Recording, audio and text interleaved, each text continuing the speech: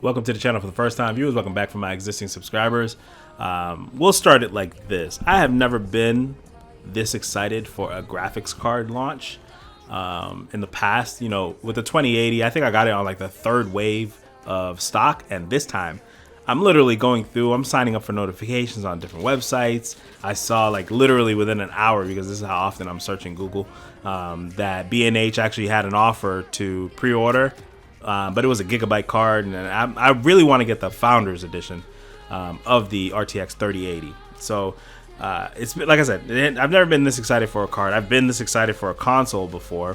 When the Xbox One X was announced, I was super stoked, and then when the PS4 and Xbox One were announced, I was super excited as well, because I knew that was going to bring better graphics, and that was I feel like it was a significant jump in quality. For this, I want the significant jump in performance, because for me, I can't really justify a 2080 Ti at the cost, because it doesn't really cost $11.99, right? Partner cards usually cost about $13. If you go to a Best Buy and they happen to have one, then you can pay $1,300, which is still a grip. But if you happen to go online or you go anywhere, then you're not paying that price. You're paying like $1,500, $1,600 because of the upsell, supply and demand. Those people literally have cornered the market so that you have to pay whatever price they charge for that card. So I want that kind of performance at 1440p, but I'm not paying that kind of money, right? I saw something that was a little bit kind of like kind of shaky. There's a dude named Frame Chasers. His channel's blowing up for a small channel, right? First video I watched from him was pretty much claiming that if you remove the power limits, which I don't know much about, on a graphics card, which is the 2080 Ti, he had like the Seahawk, I think. If you remove the power limits and let the thing just rip, then it actually is not that much less powerful. That's a terrible way to phrase it. I don't even know how. Anyways, we're gonna just push forward, pretend that didn't happen. It's not as weak as perceived by Nvidia, right? So the frame rate at 4K was fair. It was better than what Nvidia had up on the screen for sure. The 3080 was still beating it though, so it's not that you're not getting as powerful with 3080. I think his case was more to justify, hey, don't go out and sell your $1,300 2080 Ti just because this new card's coming out to either upgrade to it, unless you're gonna buy a 3090, then you could sell your card. But at the same time, people are selling the 2080 Ti's for like $750. That's your average going rate, so like half. And then you can even see some that have fallen to like $500. So it's a crazy place we're in, because the performance based off of Nvidia's numbers is gonna pretty much be 3070 is going to be your new 2080 Ti. It's a little bit faster based off what they're saying. Monday, I think, is the day that everybody's going to be allowed to actually, like, the embargo comes off, so they can actually release their reviews and talk about the performance and all that other jazz. And then Thursday or Friday it releases. I saw some things saying that, you know, on the 16th, certain, like, Best Buy will have it on their site, which I'm going to be refreshing just to see. And then I saw things saying that on the 17th is when it'll actually go live, which is the actual launch date, right? So I got notifications set up pretty much everywhere. But yeah, he says don't go out, sell your really high-end card, because you might not really be getting that much more performance. And what I saw was the Shadow of the Tomb Raider and the Far Cry benchmark at 1080p. It was only getting like 10 more FPS than the 2080 Ti.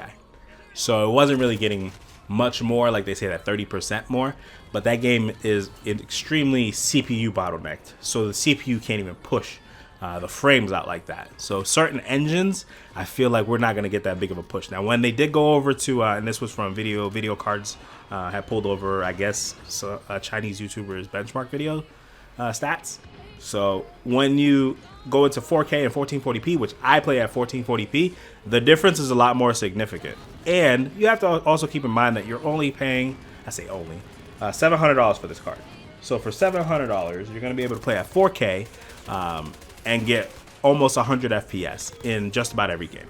Versus last generation, you know, you had your 2080 Ti, which was definitely 4K 60 FPS in almost all titles, and in some titles that weren't very demanding, you're getting over 100 FPS with the 2080 Ti. So there was a lot of performance gains there to be made. Plus, and that is also without ray tracing, because you turn on ray tracing and it's a wrap. The key to this generation, I think, is going to be DLSS. So that's when the game pretty much renders at 1080p. So you're getting that really high frame rate that you would normally get down there. But then it upscales using some of the technology from DLSS to put it out to 1440p or to put it out into 4K. So the game actually, in the screenshot they show from Death Stranding, aka hashtag Daryl Dixon's game, when they put the screenshots from that, it actually had more details because it was using the algorithm of the card to kind of the machine learning to recreate some of the pixels that were lost. So it actually looked more clear, even though it was at a lower resolution. So that's going to be something interesting. The first piece of tech that kind of got me to perk my eyebrows up a little bit was the Radeon image sharpening. So if you remember, I had a little stint where I was kind of messing around with some AMD graphics cards, but the drivers just weren't sticking. And then the last one I got, it actually never actually lit up. So it never actually, it was weird.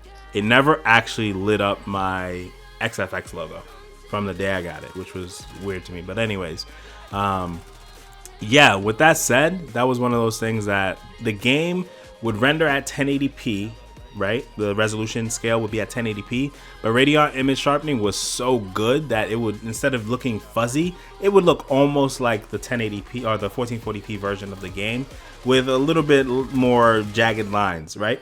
But it didn't look like really trash. Like for the PC players that they can go test this out, want to see it for themselves, like take your game resolution now and scale it back to like 60%, right? Like if you're playing Siege, and scale it back, and you'll just see that the overall presentation is a lot more fuzzy.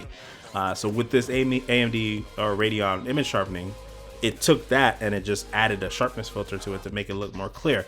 Does it way better than the NVIDIA just straight up sharpness filter. Like that one adds a little bit more grain to it. It doesn't look as smooth, right? Whereas with the AMD, it looks really dope. So yeah, with DLSS, I feel like that's going to be more or less the same thing, but more polished this time around, because they're going to have another 2 years of development under their belt.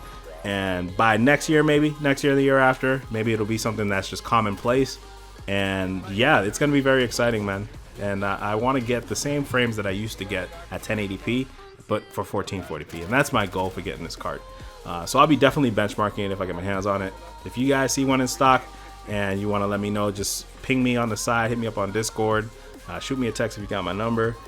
Just get at me, man. Hit me up on Instagram, and I will go out and find it, because we have gotten a mutual approval from the boss lady. So we are good to go, boys. But I will catch you guys in the next video, and be easy. Let me know if you're picking up one of these cards in the comments below, or if you're gonna wait to see if they get any bugs out, or wait for a sale, wait for the prices to come down, because you know it's gonna be inflated if you don't get the first wave. But yeah, that's all I got. Be easy.